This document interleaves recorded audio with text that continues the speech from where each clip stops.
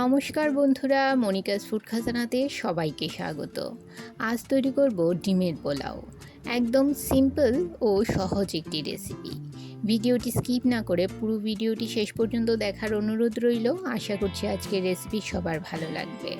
একদম ঘরোয়া পদ্ধতিতে ঘরোয়া উপকরণে ডিমের পোলাও কিভাবে তৈরি করছি চলুন দেখে নেওয়া যাক। পোলাও তৈরি করার জন্য নিয়ে নিলাম 1 কাপ পরিমাণ বাসমতি চাল। চালটা ভালো করে জল দিয়ে ধুয়ে নিয়ে একটা স্ট্রেনারে তুলে রেখে দেব জল ঝরার জন্য। আর লাগছে 4টে আলু, পেঁয়াজ, আদা, রসুন, 4টে ডিম, টমেটো ও কাঁচা লঙ্কা। ডিম ও আলু সেদ্ধ করে নিচ্ছি।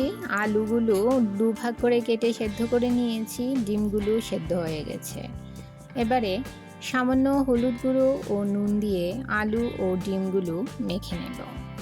আমার চ্যানেলে নতুন বন্ধু হয়ে থাকলে চ্যানেলটি সাবস্ক্রাইব করে পাশে থাকা বেল আইকনটি প্রেস করুন আর নোটিফিকেশন অল করুন পরবর্তী ভিডিওর আপডেট পেতে। গ্যাসের চুলায় কড়াই বসিয়ে 2 টেবিল চামচ রিফাইন্ড অয়েল গরম করে নিয়েছি। নুন ও হলুদ দিয়ে মেখে রাখা ডিমগুলো লো মিডিয়াম ফ্লেমে হালকা করে ভেজে নেব। ডিম ভেজে তুলে নিয়ে ওই একই তেলে নুন হলুদ দিয়ে মেখে রাখা আলুগুলো ভেজে নেব। আলু ভেজে তুলে নিয়ে ওই একই তেলে ফোড়নে দিয়ে দিলাম 2টো তেজপাতা, 1 টুকরো দারচিনি, 3টে এলাচ ও 3টে লবঙ্গ। সামান্য নেড়ে চেড়ে এতে দিয়ে দিলাম 2টো মিডিয়াম সাইজের পেঁয়াজ কুচি। মিডিয়াম ফ্লেমে হালকা লাল করে পেঁয়াজগুলো ভেজে নেব। পেঁয়াজ হালকা লাল হয়ে এলে এতে দিয়ে দিলাম 1 চামচ আদা রসুন বাটা। কিছুক্ষণ ভেজে নেব যাতে আদা রসুনের কাঁচা গন্ধ চলে যায়।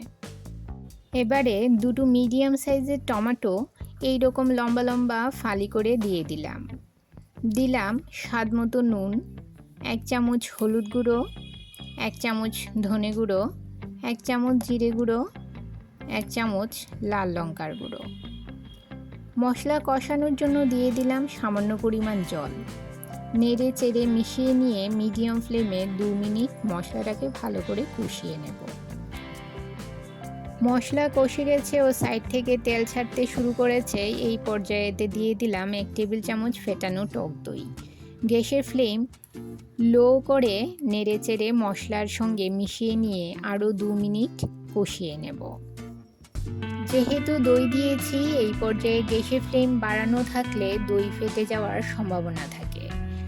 মশলাটা ভালো করে কষে গেলে এতে দিয়ে দিলাম ধুয়ে জল ঝরিয়ে রাখা 1 কাপ বাসমতি চাল। নেড়ে চেড়ে মশলার সঙ্গে ভালো করে মিশিয়ে নিয়ে দিয়ে দিলাম 1 কাপ পরিমাণ জল। যে কাপ মেপে চাল নিয়েছিলাম সেই কাপ মেপেই জল দিয়ে দিলাম।